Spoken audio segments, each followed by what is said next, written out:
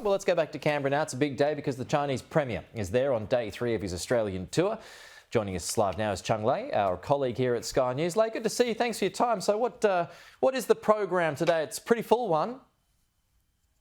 Yes, that's right, Peter. The excitement, or should I say tension, is palpable in the capital city. I've been told that protesters have been here since 6:30, which is a huge commitment. Can you imagine the Canberra cold this time of the year? And in around an hour's time, there will be the ceremonial visit just in front of Parliament House.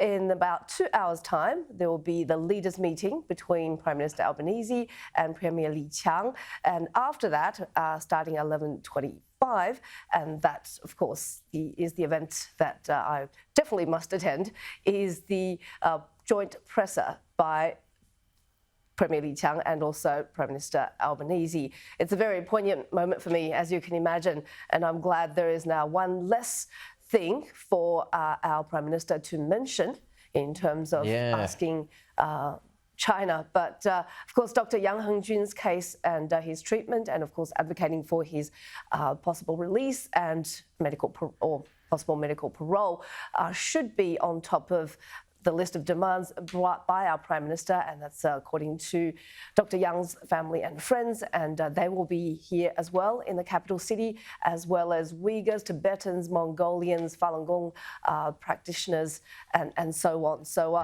this all comes against this backdrop of soft consumer sentiment within China, so a lot of pressure to shore up exports, and also private entrepreneurs not feeling that welcome globally, as well as the possible, uncertainty of what happens in the US election. But one thing will be certain, which is that the US's containment stance towards China will continue for some years.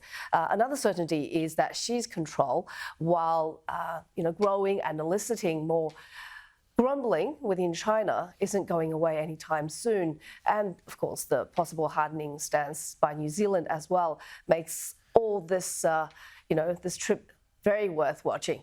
Yeah, really good points that you made there on Yang Hengjun and also its human rights record with the Uyghurs, and then you've got the defence issues as well involving our Navy and our military.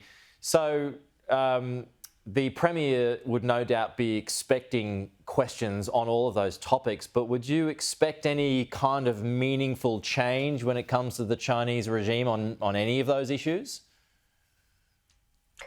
Well, this is the thing. We have to keep asking. We have to keep making our points clear and make it more troublesome for them on these areas instead of fading away into the sunset. But at the same time, we have to be pragmatic about our business interests. And, speaking to the business leaders who have been organising some of the events and who are part of the delegation, they're looking for more strategic vision going forward. Of course, how to handle this relationship is going to be thornier going forward, but there are opportunities as well. One China Watcher was telling me it's interesting that the Science and Innovation Minister is part of the people visiting Australia, and we're expecting something to be announced in hydrogen. You've got some of China's top energy companies, finance companies, logistics, even dairy, and opportunities are there, and it's all about how we delicately manage this relationship. Yeah, so we can see the live pictures coming to us from out the front of where you are. Lei, hey, how do you think this would be viewed in China?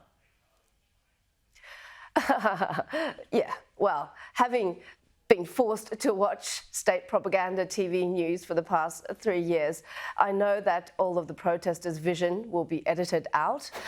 And of course, if this was Xi visiting, the welcome crowd would be even bigger.